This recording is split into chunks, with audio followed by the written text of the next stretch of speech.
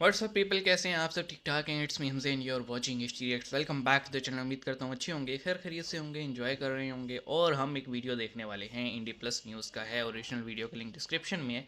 पहले ही कह देता हूँ, किसी ने नहीं देखा हुआ तो ज़रूर पहले चेकआउट कर लेना, फिर इधर आना, फिर हम डिस्कशन वगैरह करेंगे। तो वीडियो का टाइटल, आधा टाइटल स्किप कर दिया, वो लिखा हुआ है, पढ़ लेना। मैं वो अल्फाज मलेशियन पीएम के लिए नहीं बोलूँगा, अच्छा नहीं लगता। तो लिखा हुआ है जी, Malaysia PM surprise APEC leader by raising voice against Israel. तो इसराइल के अगेंस्ट भी बहुत सारे लोग हैं, साथ भी बहुत सारे लोग हैं। तो अब मलेशियन पीएम का एपेक में बोलना, एपेक मेरे ख्याल में कोई सूटेबल फोरम नहीं था। लेट्स सी, देखते हैं क्या बातें की हैं उन्होंने। शुरू करते हैं, सब्सक्राइब कर लो। 3 2 1 इन। नमस्कार, सलाम, प्रणाम और सुबह के इंडी प्लस न्यूज देख रहे हैं सभी दर्शकों को प्यार भरी सत श्री अकाल। तो दोस्तों, इस वक्त की बहुत ही बड़ी खबर लेकर एक बार फिर से आपके सामने हाजिर हुए हैं, जो जुड़ी हुई है अमेरिका से। अमेरिका के अंदर दोस्तों एपेक का समिट होता है, लेकिन इस समिट के अंदर बात तो होनी चाहिए थी एशिया पैसिफिक की, लेकिन चर्चाएं चल रही हैं किसकी?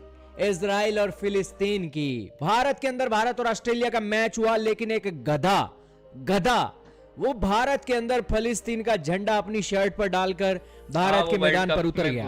उसे चाहिए था कि वो फ्लाइट पकड़कर फिलिस्तीन के अंदर जाए, इजराइल के अंदर जाए और उनकी आजादी के लिए आवाज उठाए। यहाँ भारत के अंदर क्यों अपने मजबूत सा चेहरा लेकर मैदान के बीच में वो आ गया। और इसी तरीके की सिचुएशन चली अमेरिका के अंदर, और मलेशिया के प्राइम मिनिस्टर अनवर इब्राहिम ने फिलिस्तीन के लोगों का मुद्दा उठा दिया। दोस्तों, उनको चाहिए तो ये था कि इजराइल के अंदर जो हमास के टेररिस्टों ने एक लोगों को जिस हिसाब से मारा है, उस हिसाब से उनको कंडेम्न करे। नहीं, इन्होंने हमास के आतंकवादियों के ऊपर तो एक शब्द नहीं कहा, लेकिन इजराइल और अमेरिका की क्लास लगा दी अमेरिका के राष्ट्रपति जो बाइडेन के मुंह के सामने। दोस्तों, मुस्लिम कम्युनिटी के अंदर जो 57 इस्लामिक देश हैं, ये आज अमेरिका से भी नहीं डरते हैं। अच्छी बात है, नहीं डरते हैं, लेकिन फिर पैसे मांगने के लिए, अपने देश की डेवलपमेंट के लिए फिर अमेरिका क्यों जाते हैं। दोस्तों, अनवर इब्राहिम ने सभी का चेहरा उतार दिया एपेक समिट के अंदर। तस्वीर आपके सामने चल रही है कि सारे ऐसे देख रहे थे मलेशिया के प्राइम मिनिस्टर को कि यार ये बंदा सीरियस है या क्या है। अनवर इब्राहिम देख कर बस बोले जा रहे। सबसे पहले उन्होंने बोला क्या, वो जानिए दोस्तों। अनवर इब्राहिम कहते हैं कि मैं ये देख रहा हूं कि जब यूक्रेन की जंग शुरू हुई, तब आप सभी आकर हमारे ऊपर प्रेशर डाल रहे थे कि यूक्रेन की वॉर के अंदर रशिया को कंडेम करो, और हम वहां पर म्यूटेड रहे तो आपने कितना प्रेशर डाला। लेकिन आज आप सब चुप बैठे हो जो फिलिस्तीन के अंदर कांड हो रहा है, और ये एक समझ से बाहर है कि आप कैसे ये सब चीजें होते हुए देखते रहना चाहते हो। और आपके सामने लीडरों की तस्वीरें चल रही है, कैसे कह रहे होंगे इसको क्या हुआ। जो बाइडेन को उन्होंने कहा कि मैं आपका एक रोल जानता हूं, जब आप सीनेट फॉरेन रिलेशन के चेयरमैन थे, तब आपने मैं जब एक जेल के अंदर था, तब जस्टिस और ह्यूमन राइट की प्रिंसिपल को आपने रखा था, और इसी तरीके से आप वुमेन और चिल्ड्रन जो कि गाजा के अंदर, फिलिस्तीन के अंदर मारे जा रहे हैं, उनकी भी सपोर्ट कीजिए। अब ये मलेशिया के पीएम को और मुसलमानों को कौन समझाए यार। हमास के आतंकवादियों ने 200 से ज्यादा बंदा इजराइल का पकड़ रखा है, वो जब तक नहीं छोड़ेंगे तो शांति कहां से आएगी। ये ओके, मैंने पीएम साहब की भी बात सुन ली, जो वो कह रहे थे कि भाई बाइडेन साहब, आपसे बड़ी उम्मीदें थी, लेकिन आपने हमारी उम्मीदों पे पूरा नहीं उतरे, तो हमें आपसे शिकवा है। ये उनकी बात का आप कह लो कोर मीनिंग है। अब मैं सोच रहा हूँ वो अटैच करूँ या ना करूँ। एक मेरे पास एक स्टैट आए थे पिछले दिनों। यार देखो, आपके 200 या 250 या 300 या 400 सिविलियंस किसी ने एबडक्ट कर लिए, आपके 2000 सिविलियंस मारे गए।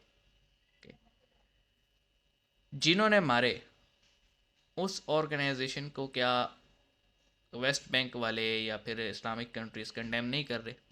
मेरे ख्याल में एक मेजॉरिटी कंडेम करती है। अब सब आपको ये कह रहे हैं कि आप पिन पॉइंट करके उन्हें ठोको, रादर देन के क्लस्टर बॉम्बिंग करो, क्योंकि आपको भी पता है जिसको आप कोलैटरल डैमेज, वो आप देख लें, आईडीएफ का जो एक्स अकाउंट है वहाँ पे बकायदा ट्वीट लगे हैं कि भाई फ़लाँ बंदे को हमने मारा है और कोलेटरल डैमेज में कुछ सिविलियन ज़ख्मी हुए, कुछ मारे गए, उसके लिए हमारा सॉरी के चक्कर में 19,358 लोग मारे गए हैं अब तक। ये मैं स्टैट देख के बता रहा हूँ। उनमें 8,000 बच्चे हैं, 6,000 जो है ना फीमेल्स हैं और बाकी रिमेनिंग जो है वो मर्द हैं। इसी तरह 258 हॉस्पिटल, एम्बुलेंसेस और क्लिनिक्स गए हैं, 29 स्कूल गए हैं जनाब साहब। और क्या लिखा हुआ है कि तकरीबन जो है वो 17 लाख लोग डिस्प्लेस हुए हैं। 60% घर को जो है वो पार्शली डैमेज हुए हैं और 40% ऐसे घर हैं जो कम्प्लीटली डैमेज हो चुके हैं यानी। और एक यहाँ लिखा हुआ है 1028 ऐसी 1028 इंडस्ट्रीज़ हैं जिनको पूरा कोलैप्स कर दिया गया है। तो ये वो फिगर्स हैं जो कि मेरे ख्याल में सबको सामने रखने चाहिए कि 2000 सिविलियंस इसराइलीज़ के और ऑलमोस्ट 20,000 सिविलियंस पैलेस्टीनियंस के मारे गए हैं इस कन्फ्लिक्ट में। और हमें चाहिए कि जितना हम कंडेम हमास को करते हैं उतना हम आईडीएफ से भी कहें कि थोड़ा रिस्पॉन्सिबली, अगर आपने स्ट्राइक भी करना है रिस्पॉन्सिबली स्ट्राइक करो यार। अन्य बात थोड़ी किया जाता है स्ट्राइक। बाकी बाकी सबकी अपनी अपनी सोच है। मेरे ख्याल में ये जितने भी ममालिक चूँ चाँ कर रहे हैं, अमेरिका को जाके शिकायत लगा रहे हैं, इन्होंने खुद क्या की है ये भी देखना चाहिए। क्या हेल्प की है पैलेस्टीनियंस की, या फिर जब 1967 में 2 स्टेट फार्मूला एक्सेप्ट हो रहा था तो क्यों जाके एकदम से इसराइल पे अटैक कर दिया। ये सारी बातें हमें सामने रखनी चाहिए। 70 ईयर्स की हिस्ट्री आप सामने रखेंगे तो आप इस कन्फ्लिक्ट को समझ सकेंगे, अदरवाइज़ आप कंफ्यूज हो जाएंगे कि क्या करें। आपका क्या इस पे कहना है कमेंट सेक्शन में बताइएगा। मिलेंगे, अपना ख्याल रखिएगा। सी